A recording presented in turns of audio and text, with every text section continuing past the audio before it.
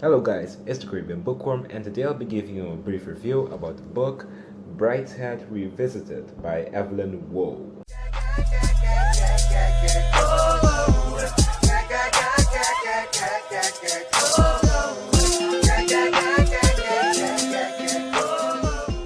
Now I apologize in advance if I butchered the author's name, whether it's Waugh, Woe, or whatever it is, please correct me in the comment section. Brideshead Revisited is a classical piece of literature published in the 1945, and the reason I mention that is because that's really important when reading this book. Keeping the period of publishing in mind really helps with finding footing in why the book is written in a certain way, which plays a really significant role, especially in this book. Now, the reason I read this book is, well, for school, as you can clearly see by the large amounts of tabs. I actually have a test on this tomorrow, or tomorrow, as in by the time I publish this, which is actually technically today since it's already midnight, but anyways, I have a test on this, so I had to read it for A-level English class, and it was quite something. So let's start with some pointers about the book itself. I found this book to be very British, and what I mean by that is the language, the conveying of feelings, emotions, expressions and such are all written in a very, let's say if you read a work by Oscar Wilde, then you'd probably notice some similarities here and there. Also, another pointer is that this book is really suited for those who are actually genuinely interested in classical literary pieces, because this book it can be a fun read for some people, I can imagine that, but mainly it takes some work to get through, at least from my experience. But now on to the actual review bit. Now on to the pros and cons of the book. Now, I know you guys are curious about especially the cons, but especially at least those of you who go to school with me, but bear with me, I'm going to start with the pros, since the book, despite how I felt reading it, it actually had some pros. Okay, so first things first is something that I'd be hypocritical if I didn't mention it, and that is the book's excellent writing tactic that was used in this book, and that is the use of environmental manipulation. I'm a huge fan of using stylistic writing tactics to convey feelings, emotions, and scenarios. And I'd be lying to myself if I say that I didn't, at least in some parts, really enjoy their use of environmental manipulation. At some parts, the weather conveys exactly what you're supposed to be feeling during the book, like let's say dread, sadness, you name it. That's my first pro. My second pro is that the beginning was actually quite captivating. The beginning of the book follows Charles after the events of what happened during the story with the Flyte family and such, and something forces him to recall his first encounter with the Brideshead mansion, the Flyte family and such, and those first few pages, or those first few sections of the book were really quite captivating.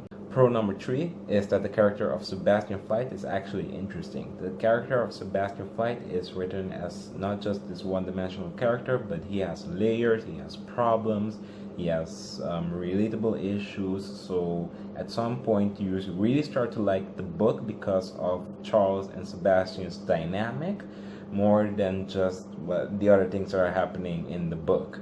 Number 4 is one that hit quite close home, and that is the book discussed certain Catholic themes or Catholicism themes or dilemmas.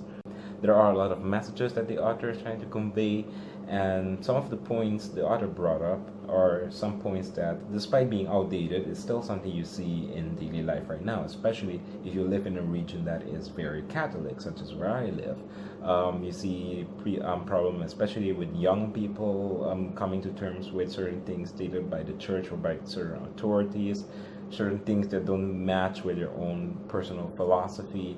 And I think stuff like that it's quite fascinating how the author accurately conveys how the effect that can have in general with daily interactions between people who are, like, say, really religious and young people who are more skeptical or more curious by nature. Now, we don't have a lot of cons, but the cons I do have are very, very significant. So at least to me. So first con I had with the book is that one, the book is a slow burn. This book, it didn't read fast for me. I saw other reviews on YouTube. There are some people that said, oh, this book was quite easy to read. Those people probably have a really diverse vocabulary in the English language, and I'm pretty sure that's actually true, but that's not the case for me. So this book was not an easy read. It's something that, like, literally an Anglophile, I don't know if that's the exact word, but an Anglophile, someone who really loves the English language, especially the British English language, would really love. But it's definitely a slow burn, not just because of the language, but also because certain monologues, certain dialogues, they really drag.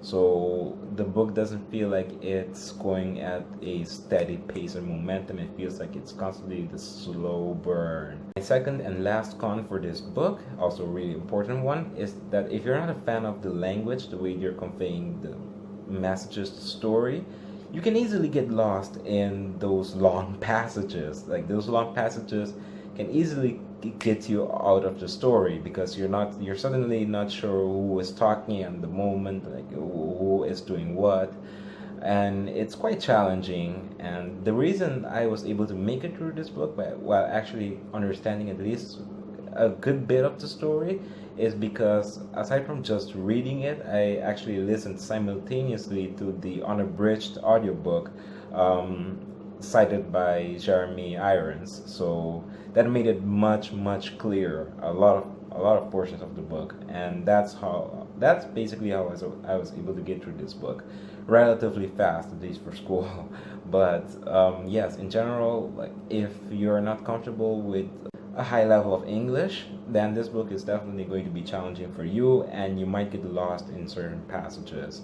But I'd say if you're curious about the book, I didn't spoil a lot about the plot, but I would suggest you read it on your own on Goodreads, because I don't know how much I will be able to say without spoiling crucial bits of the book. So check the plot out on Goodreads if you're curious, or if you already heard about it, or if you're doing a bookathon, then give it a try. Read it early if you're doing it for a bookathon, because this, for me at least, like, I can't imagine doing this like in like 3 days for a bookathon. I can imagine doing it in 3 days for a test on school, but not a bookathon. So be wary of the pros and cons of this book. Be wary of the pointers I gave during the beginning.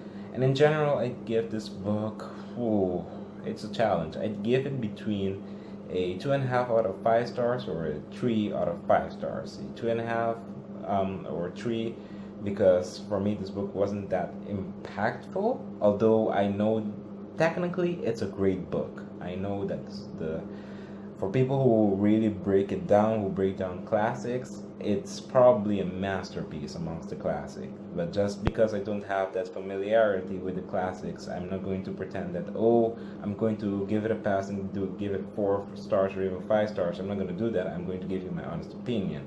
For me, this wasn't that much of a wow book. Let me know if you guys have read Brideshead Revisited. What are your honest thoughts on it, or what are your analysis on the story? What are the deeper messages implied? Let me know in the comments below. Hope you guys are doing well during this pandemic. Hope you guys are staying safe. Remember your hygiene rules, and stay tuned for more book reviews. Bye.